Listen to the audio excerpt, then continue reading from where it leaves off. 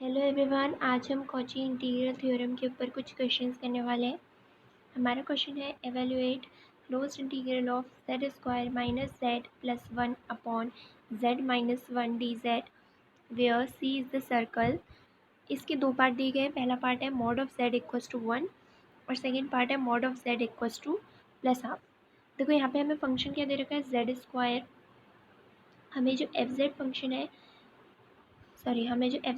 है वो दे रखा है Z square minus z plus 1 upon z minus 1। और सी जो हमारा कर्व है वो एक सर्कल के तरह बिहेव कर रहा है, ठीक है, यानी कि सर्कल है। और पहली इक्वेशन में सर्कल की इक्वेशन दे रखी है mod of z equals to 1। तो सबसे पहले फर्स्ट को सॉल्व करने के लिए अब देखो हमें पता है सर्कल की इक्वेशन क्या होती है।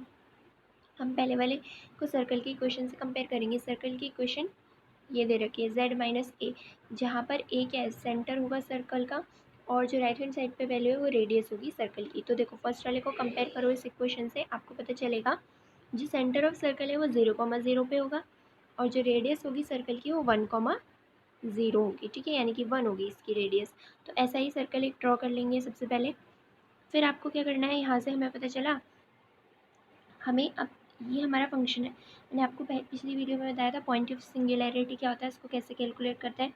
हम क्या करेंगे, जो डिनोमिनेटर में वैल्यू दी हुई है उसको 0 के इक्वल रखेंगे। तो वहाँ से हमारा पॉइंट ऑफ सिंगुलैरिटी क्या आ गया, 1। अगर मैं z की जगह पे 1 पुट करूँ तो ये 0 के इक्वल आ जाएगा। तो यहाँ से पॉइंट ऑफ सिंगुलैरिटी a की वैल्यू आ गई 1। अब क्या करना है, अब आपको देखना है कि ये जो 1 आया पॉइंट ऑफ सिंगुलैरिटी, ये इस सर्कल के अंदर आ रहा है या फिर इसके बाहर आ रहा है। तो हमें पता है सर्कल की रेडियस 1 है, ठीक है। तो हमें दिखाई दे रहा है कि हाँ ये सर्कल के ऊपर ही आ रहा है, ठीक है। तो हम क्या यूज़ करेंगे, यहाँ पे कॉची इंटीग्रल थ्योरम को यूज़ करेंगे, ठीक है, कॉची इंटीग्रल फॉर्मूला को यूज़ करेंगे। तो कॉची इंटीग्रल फॉर्मूला क्या था हमारा, जो क्लोज इंटीग्रल होगा F Z upon z minus A D Z, वो किसके इक्वल होगा, 2πi इंटू एफ ए के इक्वल। जो भी हमें फंक्शन दिया है वहाँ पे ए पुट कर देना है, और ए की वैल्यू क्या आई थी, 1 आई थी। तो पहले एफ ए कैलकुलेट करेंगे। यहाँ पे मैंने एफ ए कैलकुलेट करके दिखा रखा है। जहाँ जहाँ पे आपका z है वहाँ पे 1 पुट करना है, ठीक है। तो क्या आ जाएगा, z का स्क्वायर यानी 1 का स्क्वायर माइनस z यानी 1 प्लस का 1, तो ये दोनों कैंसिल हो गए, 1 बचा। तो एफ ए की वैल्यू क्या आ गई, 1 आ गई। तो 2π इंटू 1 कितना हो जाएगा, 2π हो जाएगा। तो यानी हमारे जो हमें क्लोज्ड इंटीग्रल कैलकुलेट करना था सर्कल सी के लिए पहले वाले पार्ट में, उसकी वैल्यू आ गई 2πi। अब नेक्स्ट पार्ट सॉल्व करते हैं। नेक्स्ट पार्ट में हमें क्या इक्वेशन दे रखी है सर्कल की, mod of z equals to half. फिर से इस वाली इक्वेशन से इसको कंपेयर करेंगे। तो हमें पता चला सेंटर कहाँ पे है, 0,0 पे, और इसकी रेडियस क्या है, 1/2 है। तो इसके लिए दोबारा से सर्कल ड्रॉ करेंगे। तो हमें सेंटर 0,0 पे लेना है और इसकी रेडियस लेनी है हाफ, ठीक है। सॉरी, ये वाला फिगर नहीं, ये वाला फिगर है। रेडियस लेनी है हाफ। तो सबसे पहले पॉइंट ऑफ सिंगुलैरिटी कैलकुलेट करेंगे। हमने अबव में कर रखा था पॉइंट ऑफ सिंगुलैरिटी कैलकुलेट, वो आया था 1 के इक्वल। तो आपको दिख रहा है जब इसकी रेडियस हाफ है, इसका मतलब ये जो A1 पॉइंट है ये सर्कल के बाहर आएगा। तो हम यूज़ करेंगे कॉची इंटीग्रल थ्योरम का। वो क्या कहती है, ऐसे केस में जो फंक्शन का क्लोज इंटीग्रल है वो 0 के इक्वल आएगा, यानी कि हमारा आंसर आ गया 0 के इक्वल। तो इस तरीके से आपको ये क्वेश्चन सॉल्व करने हैं कॉची इंटीग्रल के। नेक्स्ट क्वेश्चन देखते हैं। नेक्स्ट क्वेश्चन है calculate close integral of z square plus 1 upon Z into 2z plus 1 dz where c is mod of z equals to 1। फिर से हमें एक सर्कल की इक्वेशन दे रखी है। तो सेंटर क्या हो जाएगा, 0,0 और रेडियस हो जाएगी 1,0। तो फिर से एक सर्कल ड्रॉ कर लेंगे इसके लिए, जिसकी सेंटर है 0,0 पे और रेडियस है 1,0, ठीक है। अब इसके लिए पॉइंट ऑफ सिंगुलैरिटी कैलकुलेट करना है। तो z इंटू 2z प्लस 1 को 0 के इक्वल रखेंगे। तो एक बार z की वैल्यू 0 आएगी और एक बार z की वैल्यू क्या आ जाएगी, -1/2, ठीक है। तो दो केस लेके हमें सॉल्व करना है। तो सबसे पहले अगर मैं 0 के लिए देखूँ तो देखो आपको क्या दिखाई दे रहा है, 0 पॉइंट तो सर्कल के अंदर है और -1/2 भी सर्कल के अंदर ही है, ठीक है। क्यों, क्योंकि इसकी रेडियस 1 है।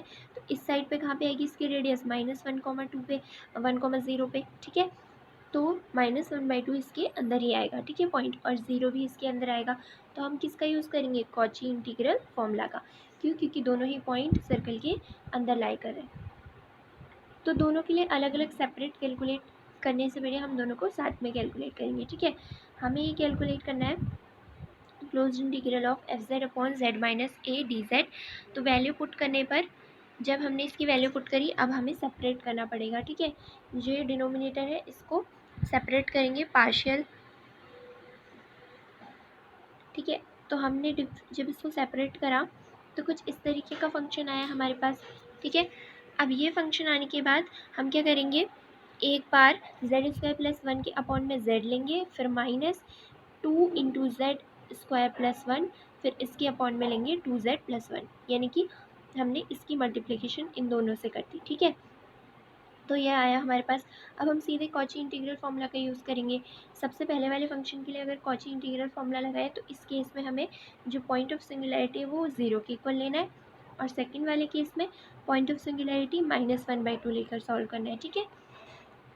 तो जब इसके लिए लगाएंगे तो ये आ जाएगा 2πi इंटू F0 कैलकुलेट करेंगे तो एफ जेड क्या है, जेड स्क्वायर प्लस वन। तो जेड की जगह पे 0 पुट करेंगे तो क्या बचेगा, सिर्फ और सिर्फ 1, यानी कि F0 की वैल्यू 1 आ गई। सिमिलरली अगले वाले के लिए देखो 2 कांस्टेंट पहले से है बाहर, तो माइनस का 2 मल्टीप्लिकेशन में 2πi इंटू एफ -1/2 आएगा, ठीक है। तो एफ के जहाँ जहाँ पे जेड है वहाँ पे -1/2 पुट करना है जेड स्क्वायर प्लस वन में, तो -1/2 का स्क्वायर करेंगे तो ये आ जाएगा 1/4 प्लस का 1, तो ये सॉल्व करके आ जाएगा 5/4, ठीक है। तो एफ -1/2 आ गया 5/4।